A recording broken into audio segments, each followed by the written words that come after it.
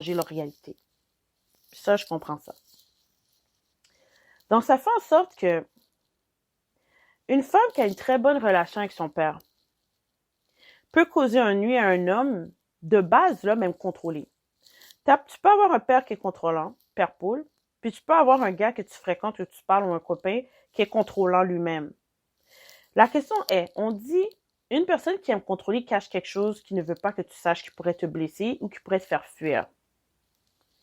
La question est, lorsqu'un père contrôle son enfant autant et ne dit pas pourquoi il le contrôle, pourquoi, selon vous, il se méfie de donner de l'information à cette fille ou cet enfant pour peut-être pas engendrer des conflits qui sont pas trop fondés ou basés à cause de faute de preuves ou faute d'informations divulguées par le père, par exemple. Le revers, c'est quand tu as un copain, ton copain, il voit que tu as une bonne relation avec ton père. Tu as des principes, tu as des valeurs. Il voit que tu mets ta famille en priorité. Quand on est en couple, vous et la personne en question, vous devenez une famille. Votre but, c'est de fonder une famille. Mais vous êtes déjà une famille, vous et la personne, sans avoir d'enfant. Parce que vous êtes en train de vous connaître, vous êtes en train de faire une seule personne, une seule identité, un seul noyau, une seule mentalité qui fait que le couple fonctionne. Parce que chacun de vous deux vous arrivez à vous rejoindre. Donc, il y a une possibilité d'avancement, d'un futur prospère et de où que la loyauté, la fidélité, la confiance se bâtit mutuellement. Lorsque tout commence à engendrer puis ça devient conflictuel, c'est lorsque la famille veut s'embarquer dans votre vie. Dû à la confiance et la relation que vous avez avec vos parents, parfois il y a des limites qui ne se respectent plus. Donc, la relation que le père a avec sa fille se confie toujours à son père. Et le copain, lui, a un problème avec ça. Lui, ben là, tu fais ta vie, là, t'es avec moi, tout ça, là, le contrôle est là. C'est comme si il y a cet homme veut briser votre relation avec votre père, votre famille. Prendre le contrôle, au fait. Est-ce bien ou est-ce mal? La question peut être différente pour chacun d'entre nous pour deux raisons.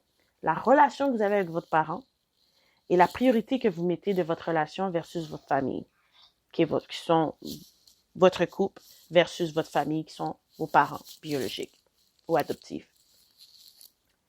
Donc, ceci dit, posez-vous cette question-là.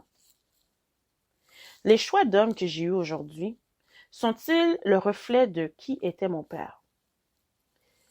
Qui est le père absent que j'ai jamais connu, que j'aurais voulu connaître? Ou l'opposé exactement de qui est mon père actuel?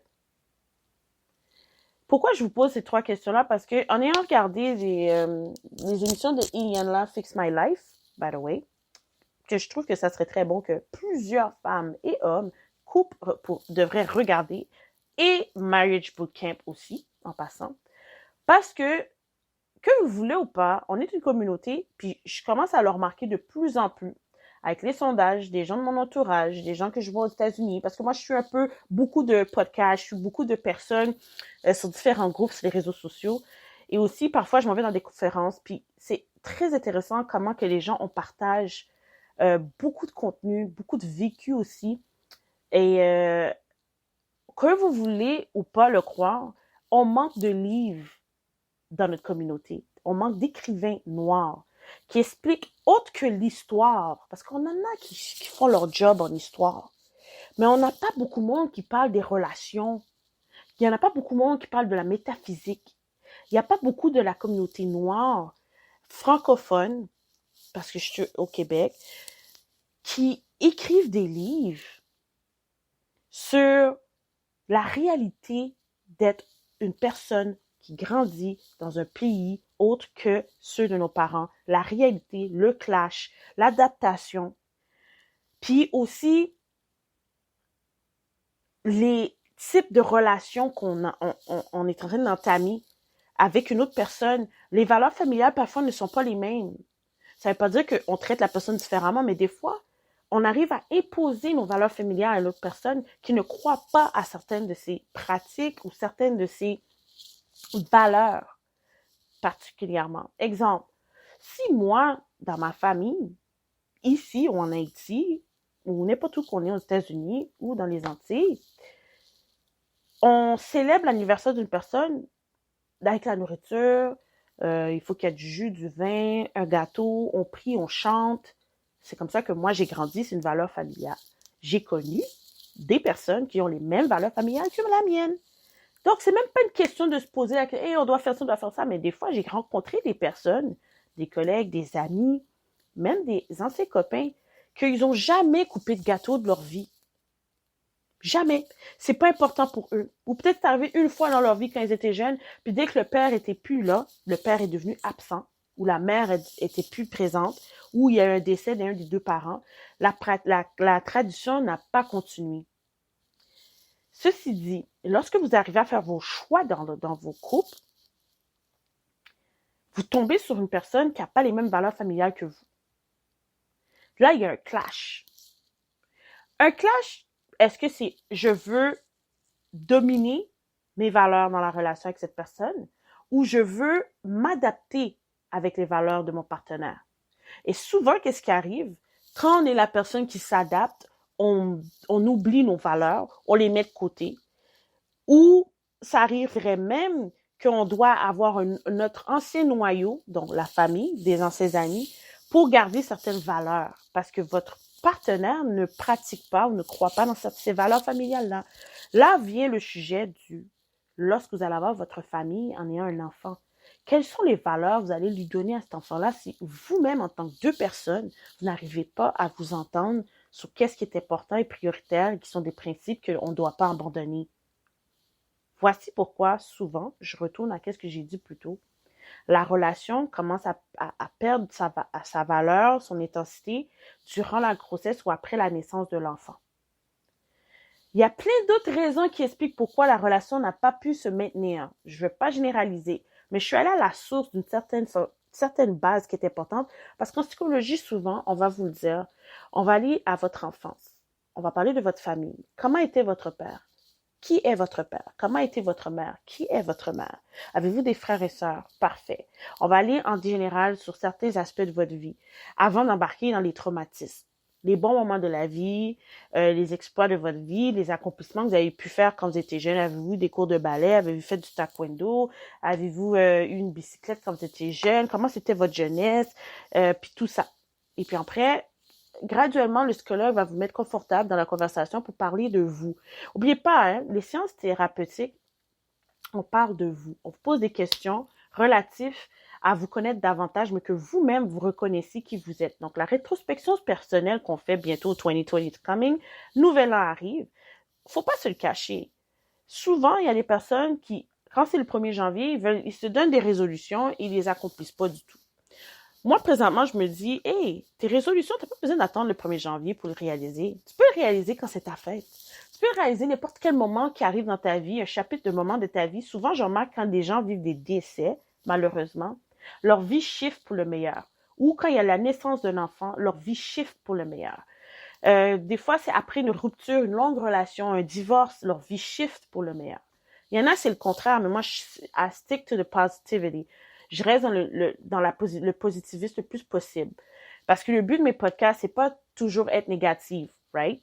Je vais essayer d'apporter un aspect plus positif pour que les gens qui vont écouter cet épisode-là avant la fin de l'année ou après l'année prochaine aussi, ils vont pouvoir comprendre puis prendre note du pourquoi certaines relations n'ont pas fonctionné. Comme moi, j'ai eu des échecs dans mes relations et j'ai pas eu honte de les exprimer. Vous comprenez, même mon livre que j'écris, j'ai une concentration énorme que je mets dedans qui va aller chercher des personnes qui ont un niveau de compréhension aussi. Puis je m'explique. Parce que si on fait un livre pour faire rire les gens, il y a un message derrière pourquoi ce humoriste-là ou ce comédien-là veut vous capter votre attention. Il y a aussi, lorsque quelqu'un écrit un livre, c'est parfois basé sur sa vie ou que la personne est en train de mettre en évidence la vie de quelqu'un d'autre qui l'a inspiré. La majorité des écrivains, c'est des personnes qui sont créatifs, pensifs, qui réfléchissent beaucoup, qui analysent beaucoup, qui ont le sens de l'observation profonde. Être écrivain, ça demande de la patience. Aussi, juste en passant, quelqu'un qui lance un projet, ça demande du temps. Une personne peut créer un projet en 3 mois, une autre personne peut prendre 3 ans pour le réaliser. Il n'y a pas de temps juste pour réaliser un projet. Exemple, un sujet que j'avais parlé dans des derniers épisodes sur la grossesse, les femmes enceintes. Il y a des femmes qui rencontrent quelqu'un, boum, tombent enceinte le premier 3 mois, comme qui rencontrent la personne. Et il y en a d'autres, 3 ans plus tard, ils arrivent à avoir un enfant avec cette personne-là. J'ai connu des personnes, c'est après 10 ans qu'ils ont pu avoir un enfant avec leur homme. Donc, vous voyez que j'essaie de vous dire, c'est comme, il n'y a pas un timing précis qui est médical, qui peut déterminer que, oh, vous voyez, si vous prenez ces médicaments-là pendant 3 mois, votre métabolisme va avoir tel effet, telle affaire.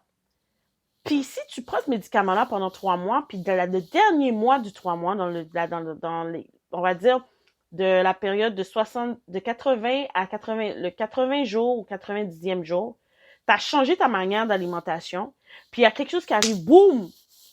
Avant que tu prends la deuxième posologie d'un autre trimestre, d'une médication, tu arrives à ton objectif avant. Même les médecins disaient, j'en viens pas, comment c'est arrivé comme ça? Ah, ben, je suis contente pour vous, telle affaire, on voit de l'amélioration, on voit telle affaire, telle affaire. Ah, mais on sait pas qu'est-ce qui se passe, madame, on trouve pas vraiment le problème du pourquoi de telle affaire. Tu vas d'un médecin à un autre, tu trouves pas de solution, et tu arrives toi-même à t'auto-guérir en changeant ta manière de manger, ta façon de vivre, d'être positive, de garder une énergie positive en tant que telle en toi et autour de toi. Tu essayes le moins possible de prendre l'énergie négative ou du blabla de n'importe qui dans ton cerveau, parce que ça, c'est de l'énergie aussi, guys. It does affect your health, que tu veuilles ou pas. Écoutez, on le dit souvent, on le voit, plein de quotes, plein de messages sur les réseaux sociaux. Des messages sont quand même positifs qui apportent à la réflexion.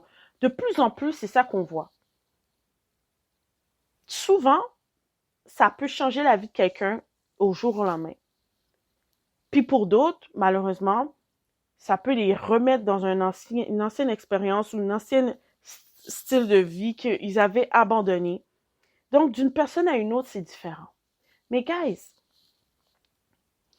vos parents ont un impact important dans votre vie et vos choix. Je vais embarquer avec le film Maléfique. Magnificent.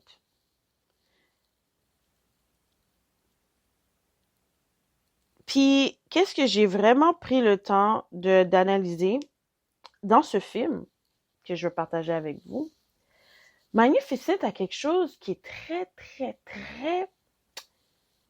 Il y a un message derrière ce film-là que j'ai dit non, il faut que je fasse un épisode sur ça. Parce que la famille est très importante. La famille est un noyau de beaucoup de circonstances de notre vie.